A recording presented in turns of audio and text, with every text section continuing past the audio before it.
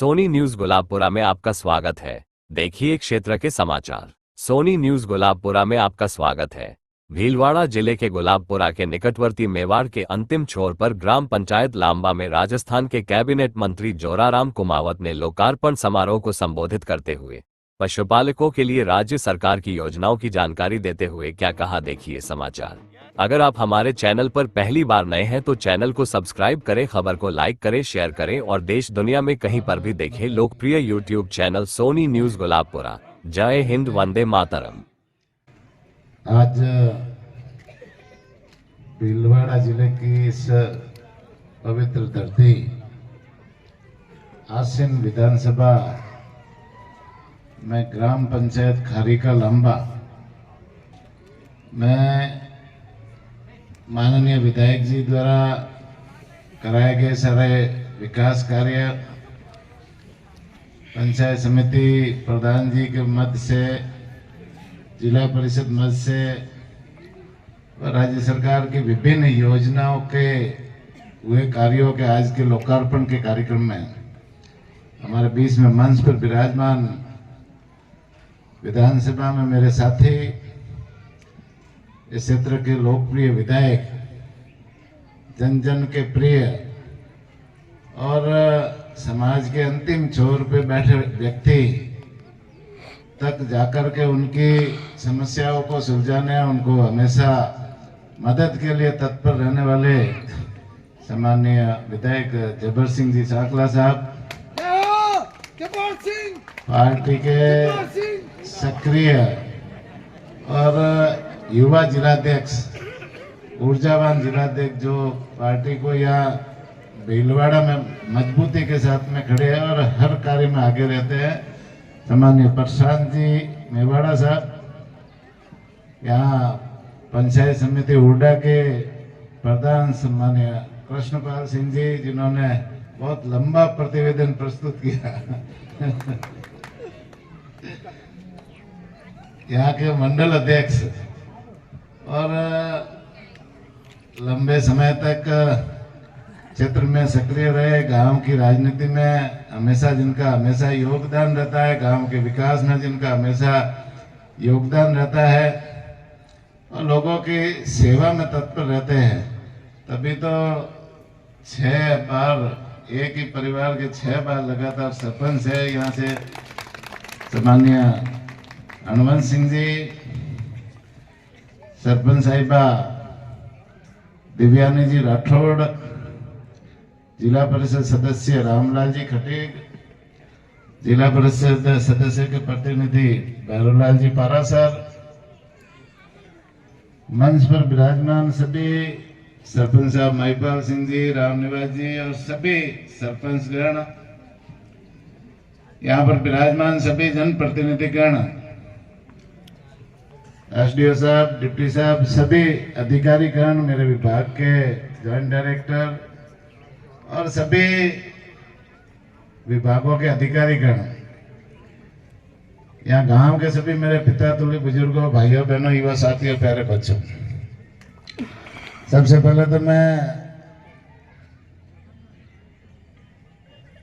सरपंच साहब और हनुमंत सिंह जी को धन्यवाद देना चाहूंगा और जबर सिंह जी एमएलए साहब को धन्यवाद देना चाहूंगा कि आज आप सब लोगों का दर्शन करने का अवसर आपने मुझे दिया। ये जो लांबा पंचायत है, यहाँ आने का कब अवसर मिले? वैसे तो आता रहूंगा, लेकिन अवसर तो आपने दिया ना। आसीन आता रहता हूँ, भीलवाड़ा आता रहता हूँ। भीलवाड़ा में हमेशा प्रशांत जी के वहाँ आना जाना रहता है, कार्यकर्ताओं से मिलना रहता है या जनप्रतिनिधियों से मिलना रहता है, लेकिन इन सारे गांव वालों से मिलना मेरा बहुत मुश्किल होता है। तो आप सब ने मुझे यहाँ सबके दर्शन करने का अवसर दिया, इसलिए मैं एमएलए साहब का और मंडल अध्यक्ष जी का, सरपंच साहब का बहुत बहुत धन्यवाद देना चाहूँगा। वैसे ये पूरा किसान बाहुल्य क्षेत्र है और किसान बाहुल्य क्षेत्र में जो जरूरतें होती है वो सबसे पहले किसानों के साथ में पशुपालक भी जुड़ा हुआ होता है, क्योंकि जिसके घर में खेती का काम है उसके पशु होंगे, और जो पशु है तो वो खेती के ऊपर निर्भर रहता है। दोनों साथ में चलते हैं। माननीय विधायक जी और मंडल अध्यक्ष जी ने मुझे यहाँ एक पशु चिकित्सालय के लिए बताया कि आप उप केंद्र तो है, भवन भी बना हुआ है, लेकिन डॉक्टर नहीं है। डॉक्टर की जो सुविधाएं मिलनी चाहिए गांव वालों को वो नहीं मिलती। LSA है, कंपाउंडर है। तो उनकी आवश्यकता को देखते हुए हमने माननीय मुख्यमंत्री जी से निवेदन किया। माननीय मुख्यमंत्री जी ने हमको सहमति दी कि यहाँ की जो है जबर सिंह जी के बाद जो लांबा ग्राम पंचायत है वहाँ डॉक्टर की नियुक्ति करो। हमने वो स्वीकृति दे दी और यहाँ अब डॉक्टर बैठना चालू हो जाएगा। जॉइंट डायरेक्टर जी यहाँ बैठे हैं। एक पड़ोस वाली पंचायत या हॉस्पिटल से 3 दिन का चार्ज यहाँ दे दो, 3 दिन वहाँ संभालेंगे, 3 दिन यहाँ संभालेंगे। जब तक ट्रांसफर बैंड नहीं खुलते तब तक ये व्यवस्था रहेगी। डॉक्टर आज से यहाँ बैठना चालू हो जाए और ट्रांसफर बैंड खुलने के बाद में यहाँ स्थायी डॉक्टर लगाएंगे कंपल्सरी, जो 7 दिन यहाँ लगातार यहाँ रहेगा। और ये सेवा लगातार है ना, एक बार शुरू हो गई मतलब ये आपके जब तक ये गांव रहेगा तब तक ये हॉस्पिटल रहेगा और लगातार है ये पशुपालकों के किसानों के लिए सेवा का माध्यम बनेगा। लगातार यह सेवा मिलती रहेगी। वैसे और भी बहुत सारे जो पशुपालन के क्षेत्र में माननीय विधायक जी ने बताया था, उप केंद्र कई पंचायतें ऐसी है जहां पर उप केंद्र नहीं है, LSA भी नहीं है। तो वहां पर भी आपने 5 जगह बताया था, फलामदा, रघुनाथपुरा, जिंद्रास, गांगलास और पांडरू। ये 5 ग्राम पंचायतों में आपने कहा था कि मेरे यहाँ एक बार पशु उपकेंद्र की स्वीकृति हो जाए। यह भी मुख्यमंत्री जी से निवेदन किया, उन्होंने स्वीकृति दे दी और 500 जगह पर कंपाउंडर लगेंगे। धीरे धीरे वह 500 जगह भूमि आवंटन MLA साहब करवा दो, तो भूमि आवंटन के बाद में उनको भवन भी दे देंगे। जब आपके भूमि आवंटन का पत्र मेरे पास आ जाएगा उसी समय इनके भवन की स्वीकृति भी हम निकाल देंगे। जल्दी से जल्दी मतलब ये पत्र या पट्टे तैयार करके भिजवा दो, जिससे जल्दी जल्दी आपको भवन की भी स्वीकृति हम दे देंगे। साथ ही जैसे अभी और कोई पंचायतों से ज्ञापन भी आए कि हमारे वहां भी पशु चिकित्सा उप केंद्र खोलने हैं। तो माननीय मुख्यमंत्री जी चाहते हैं कि राजस्थान में कोई भी ग्राम पंचायत में पशु चिकित्सा के संबंध में कोई न कोई सुविधा मिले। इस दिशा में यहाँ जो विधायक जी से मैं आग्रह करना चाहूंगा कि आपकी जो क्षेत्र है वहां पर जिस ग्राम पंचायत में पशु चिकित्सा उप केंद्र की पोस्ट नहीं है, उप केंद्र स्वीकृत नहीं है, वो जहाँ आवश्यकता है पहले वो मुझे करम भाई, आज पिछली बार आपने 5 दिए, इस बार भी आप जहाँ जहाँ आवश्यकता है वो मुझे लिख करके दे देना। बजट में माननीय मुख्यमंत्री जी से निवेदन करेंगे। प्राथमिकता है कि जल्दी से जल्दी क्रम वाइज आपकी सारी ग्राम पंचायतों को हम चिकित्सा उपकेंद्र देवे। इस साल 2-3 इस साल दे देंगे और अगले साल देंगे। इस तरह से आपके आसीन विधानसभा में हर ग्राम पंचायत में हम उपकेंद्र खोलेंगे। कोई ग्राम पंचायत बाकी नहीं रखेंगे। इस तरह से वो जल्दी से जल्दी कार्रवाई हो जाए। आप ये सरपंच साहब ने जो लेटर दिया, आपका भी लेटर एक बार आ जाए, उसके आधार पर हम अगले बजट में इसकी स्वीकृति भी करवाएंगे। वैसे माननीय मुख्यमंत्री जी चाहते हैं कि भाई सब जगह अभी चिकित्सा सुविधाएं नहीं है, तो उन्होंने एक बहुत बड़ी योजना पशुपालकों किसानों के लिए शुरू की है और वो योजना है मोबाइल वेटरनरी यूनिट।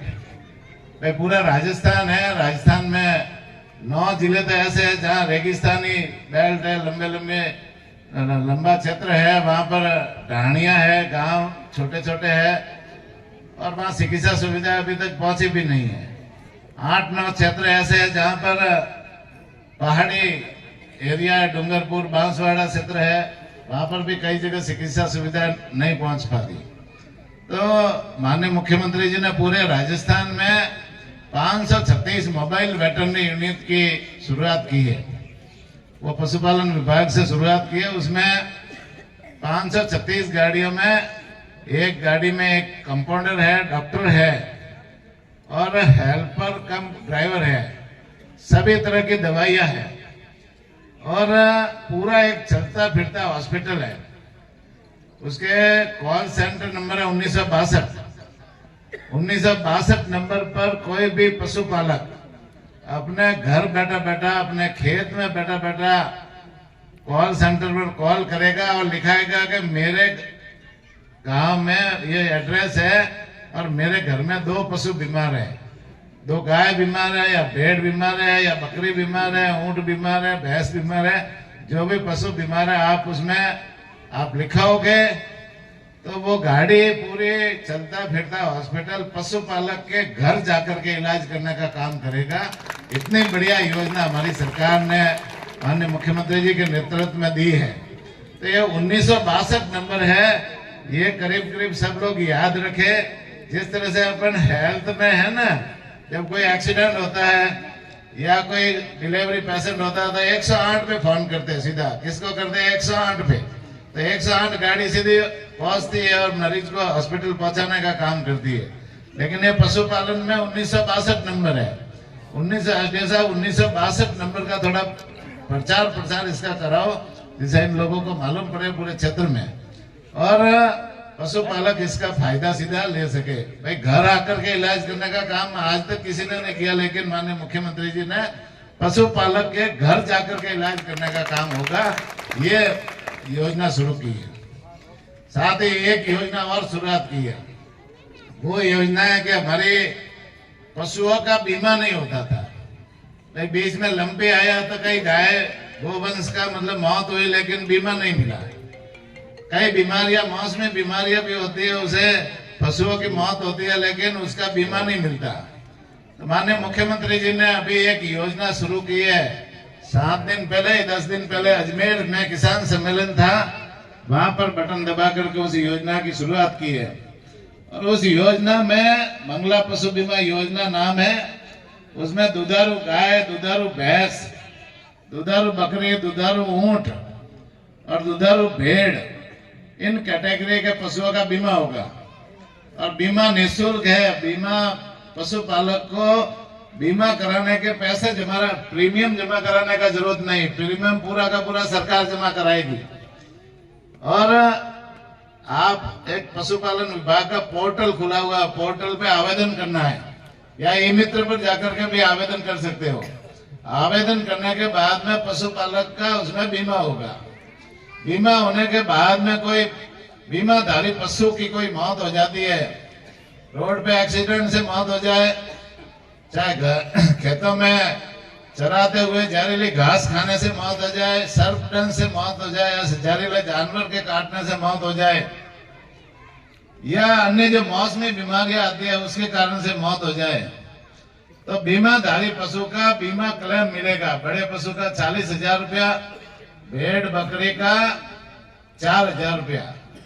ये पहले बीमा योजना नहीं थी, तो कोई पशुओं की मौत होती थी तो पशुपालक के सीधा घाटा होता था। लेकिन अब बीमा कराओगे तो पशुपालक के है ना, ये सरकार की तरफ से बीमा की योजना का लाभ मिलेगा और पशुपालक को नुकसान नहीं होगा। तो पशुपालन में है ना, इस क्षेत्र में भी मदद सरकार की तरफ से ये मिलेगी। ये वो योजना कोऑपरेटिव सोसाइटी के माध्यम से चल रही है। पशुपालकों की आर्थिक स्थिति कैसे मजबूत हो, किसानों की आर्थिक स्थिति कैसे मजबूत हो, इस दिशा में माननीय मुख्यमंत्री जी ने ये सोचा कि भाई इनको बिना ब्याज से लोन मिले पशुपालक को। तो किसानों को मिलता है बिना ब्याज से फसली ऋण मिलता है, 1.5 लाख रुपया कोऑपरेटिव सोसाइटी के माध्यम से मिलता है। 1 साल में भरना होता है, दूसरे साल वापस उठा सकते हो। इसी तर्ज पर पशुपालक को भी लोन मिले तो पशुपालक को एक गोपालक कार्ड बनाना होगा। कोऑपरेटिव सोसाइटी अभी बना रही है। वो गोपालक कार्ड बना करके आप कोऑपरेटिव में जाओगे तो 1 लाख तक का लोन बिना ब्याज से मिलेगा। और वो बिना ब्याज से लोन मिलेगा तो उससे आप पशु खरीद सकते हो, पशुओं के लिए चारा खरीद सकते हो, पशुओं के लिए टिन सेट बना सकते हो, और भी पशुपालन के क्षेत्र में वो 1 लाख रुपया आप उपयोग ले सकते हो। इससे बिना ब्याज से लोन मिलेगा तो पशुपालकों को इससे मजबूती मिलेगी। अब एक योजना और है, वो है जैसे आजकल है ना, नंदियों का उपयोग नहीं होता। भाई पहले खेती में अपने गाय गौ माता का तो दूध देती है, उसका तो उपयोग सब करते हैं, लेकिन नंदी पैदा होता तो नंदियों का कोई उपयोग नहीं। पहले खेती करते थे तो हल चलाने के लिए काम आते थे, पहले रहट चलाने के लिए काम आते थे, पहले बैलगाड़ी में भी काम आते थे, सब जगह नंदी काम आते थे। इसलिए नंदी की पूछ, जिसके घर में कोई गाय नंदी का बछड़ा पैदा करते थे, खुशियां मना देते। आज नंदी पैदा होता तो कब करेंगे क्या इसका, कहा इनका पालन पोषण कैसे करेंगे। तो ये नंदी वाली समस्या है ना, उसको बेसारा छोड़ देते हैं, रोड पे छोड़ देते हैं, वो कचरा खाता है, गंदगी खाता है, और खेतों में भी नुकसान होता है। तो नंदियों की संख्या कम करने के लिए सरकार ने एक योजना निकाली है, सेक्स सॉर्टेड सीमेंस योजना। हमारा पशुपालन विभाग चलाता है, उसका एक डोज आता है, और वो डोज आप गाय को लगाओगे तो आपका 90% बच्चियां पैदा होगी, बच्चे पैदा नहीं होंगे। 10% बच्चे पैदा होने की संभावना, तो धीरे धीरे नंदियों की संख्या भी कम होगी। ये योजना आज जैसे पशुपालन विभाग में बाकी भी बहुत सारी योजनाएं चलती है। जैसे ये जितने भी हॉस्पिटल है, चाहे उपकेंद्र है या हॉस्पिटल है, प्रथम श्रेणी है, पॉलिक्लिनिक है, सब जगह हमारी निःशुल्क दवा योजना चलती है। आप पशुपालन के संबंध में पशुओं के इलाज के लिए सरकार की तरफ से पूरी दवाइयाँ फ्री है, 1 रुपया दवाई का देने की जरूरत नहीं, पूरी निःशुल्क है। इतनी बढ़िया योजना माननीय मुख्यमंत्री जी चला रहे हैं, तो इसका फायदा भी हम सबको लेने की जरूरत है। विजयनगर से विजय गौशाला वाला आए थे, तो गौशाला के बारे में भी 1-2 योजना बताना चाहूंगा। भाई जैसे गाय और नंदियों की आजकल संख्या रोडों के ऊपर बढ़ गई। गाय दूध देती है तब तक उसको घर में रखते हैं, नहीं तो रोड पे छोड़ देते हैं, फिर वो कचरा खाती है, मैला खाती है, गंदगी खाती है। तो ये अपने लिए गाय हमारी माता है, गाय से हमें सब कुछ मिलता है, दूध मिलता है, दही मिलता है, घी मिलती है, छाछ मिलती है, सारी चीजें मिलती है। गाय का गोबर भी किसान के खेत में काम आता है। गाय के गोबर से आजकल बहुत सारे प्रोडक्ट भी बनते हैं। गाय के गोबर से आजकल कलर बनता है, दीवारों पे कलर करता था, कलर बनता है, कागज बनता है, गत्ता बनता है, गाय के गोबर से मूर्तियां बनती है, गाय के गोबर से गोकाष्ठ बनती है, जो शमशान घाट में मुर्दे जलाने के लिए भी काम आती है। इस तरह से बहुत सारी चीजें बनती है। गाय का गोमूत्र भी गंगा जल के समान पवित्र माना है, और गोमूत्र से गोअर्क बनता है। गोअर्क से डायबिटीज, बीपी, चर्म रोग जैसी बहुत सारी बीमारियां ठीक होती है। तो गाय से हमें सब कुछ मिलता है, इसीलिए तो हमारे पूर्वजों ने गाय को गौ माता का दर्जा दिया। और गाय में कहते हैं ना 33 कोटि देवता बसते हैं। भाई सारे देवताओं की आप पूजा कर लो, यात्रा कर लो, लेकिन गौ माता की करोगे तो सब देवताओं का जो पुण्य फल है वो एक ही गौ माता की सेवा करने से मिल जाता है। तो इसलिए गौ माता माना है। तो गाय को की संरक्षण करना, संवर्धन करना, उनका सेवा करना हर व्यक्ति का धर्म है। आप लोगों से तो मैं ये निवेदन करना चाहूंगा, गाय पाले, भाई अपने घर में 2-2 गाय पाले। और जो गाय घर में पालना जैसी स्थिति नहीं है या घर छोटा है, नहीं पाल सकते, तो वो लोग गौशाला में सहयोग करके गौशालाओं को मजबूत करें। और कोई नई गौशाला खोलने चाहता है, हर पंचायत में नई गौशाला खोलने की योजना अभी चल रही है। जिस पंचायत में गौशाला नहीं है वहां एक समिति बनाए, समिति बना करके रजिस्टर्ड कराए, रजिस्टर्ड करा करके वो नई गौशाला खोले। भाई जो नई गौशाला खोलेगा तो उसे हम 9 महीने का अनुदान भी शुरू करेंगे। 10 लाख रुपया वो खुद जमा संस्था वाला उसमें विकास कार्य कराएंगे, तो 90 लाख रुपया हमारा गौपालन विभाग राजस्थान सरकार देगी गौशाला खोलने के लिए, हर पंचायत में गौशाला खोलने के लिए। साथ ही साथ पंचायत समिति स्तर पर नंदीशाला खोलने की योजना भी चल रही है। उसमें 1,56,00,000 की योजना है। और जो गौशाला पहले से चल रही है उन गौशालाओं में 1,00,000 रुपए वो जिनके पट्टे बने हुए 1,00,000 रुपए संस्था वाले करें तो 9,00,000 रुपए विकास के लिए, चारागाह, टीन सेट बनाने के लिए या अन्य कोई हैंडपंप, ट्यूबवेल खोदने के लिए हमारा गोपालन विभाग देता है। इस तरह से हम गौशाला को विकास करके नई गौशाला खोल करके भी गौ माता की सेवा करने में हमें मदद करनी चाहिए। दूसरी बात रही, जैसे अभी सारी विकास की योजना सबने बताई और माननीय नरेंद्र मोदी जी के नेतृत्व में जैसे देश आगे बढ़ा है, देश 10 सालों में देश विकसित देश बनने की ओर अग्रसर हो रहा है। दुनिया में भी भारत का नेतृत्व अग्रिम हो रहा है।